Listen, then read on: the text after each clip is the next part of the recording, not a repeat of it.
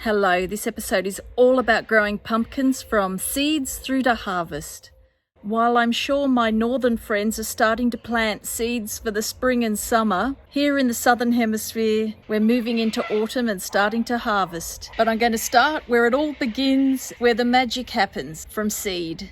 Here's me last spring growing my seeds in seed trays which I protected from frost, but as it turned out I had plenty that ended up self-seeding in the soil. I actually ended up with way too many pumpkins, but you know, that's kind of a good thing in some ways. Most years I use my own seeds, and pumpkins are very easy to grow from seed. I usually save the seeds from a nice healthy pumpkin that I've grown. You wash all the gunky pumpkin-y stuff that are around it, dry it on a paper towel. For seed saving, once you've dried it thoroughly, you can store in a jar for next spring and plant out again. Pumpkins germinate in about 7 to 10 days, and you plant out when their true leaf appears. You should really plant them about 2 meters apart, but I often plant them way closer than that. I'm in a small garden. When seed saving, another thing to keep in mind is that the melon, cucumber and pumpkin family are all very closely related, and if you grow the plants too close together, they will cross-pollinate. A couple of years ago, I did successfully manage to grow a pumpkin that tasted very much like rock melon. Pumpkins like an open full sun position and regular water, and if you can avoid watering the leaves, it helps against powdery mildew. The yellow ladybird eats powdery mildew, and so a great benefit to the garden. Pumpkins can also be affected by aphids, but ladybirds tend to be a great biological control. It was a good season for pumpkins, a whole lot of rain and sunshine,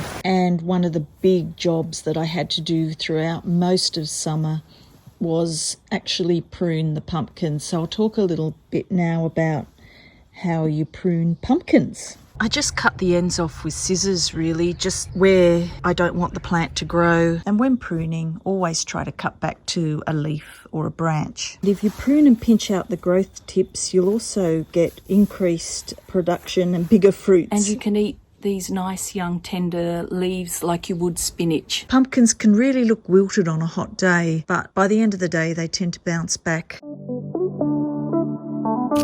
This is hardened, their skin is hardened, and the aim when cutting is to give a good 10 centimetres.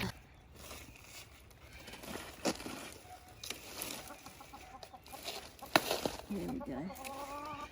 Now, you can feel it. Let's have a look at underneath. It's soft.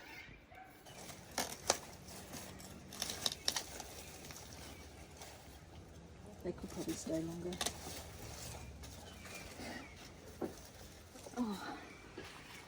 Oh, goopy a bit. Pretty though.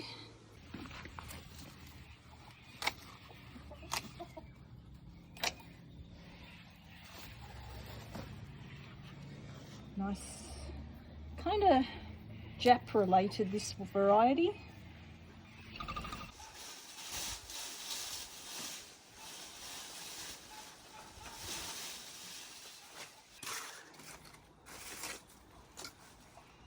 Little one.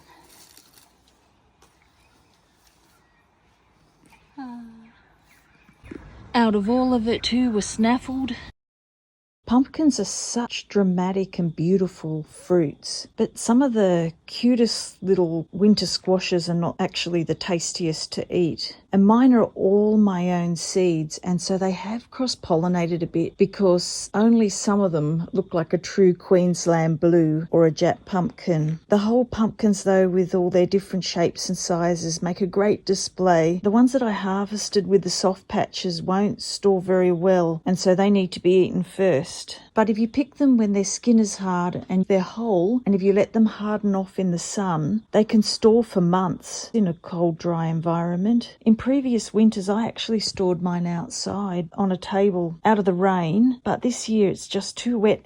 Roast pumpkin seeds are a great way to use excess seeds that come out of your pumpkin, and they are delicious but they can end up quite chewy, and the secret is to roast them very slow on a low oven, almost like air drying them. If you've got an air fryer, it is a much easier way to do it than the oven. A tablespoon of olive oil, a teaspoon of salt, and I use mountain pepper, but you could use a teaspoon of paprika or a teaspoon of garlic salt. And there are a lot of recipes out there to do this in air fryers. Single layer on the baking tray. A slow drying process avoids the chewy texture that can happen if cooked too fast. A lot of recipes say 45 minutes, but maybe different ovens have different temperatures, and I would recommend just keeping on tasting and testing. And there we have it, roast pumpkin seeds.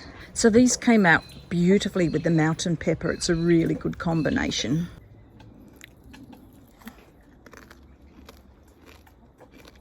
There's a lot of the pumpkin plant you can eat. Some pumpkins, like the butternuts, you can cook with the skin on. The flowers, like the zucchini flower, are edible. There's a really good recipe in Luke Newen's Endosheen. It's a stuffed pumpkin flower recipe. The pumpkin flower has a slight more bitter edge, I find, than the zucchini flower, but it just adds to the complexity and interest of the flavour. And now a recipe to make a simple pumpkin soup.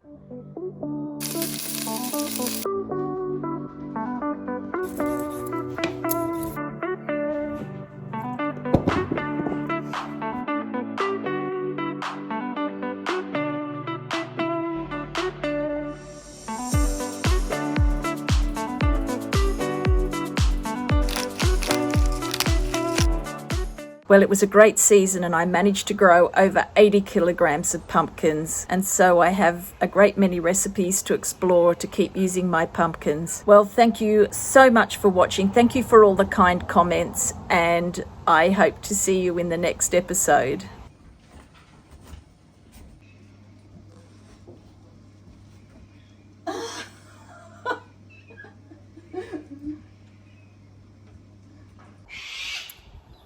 Like the zucchini flower, the pumpkin flower is also edible.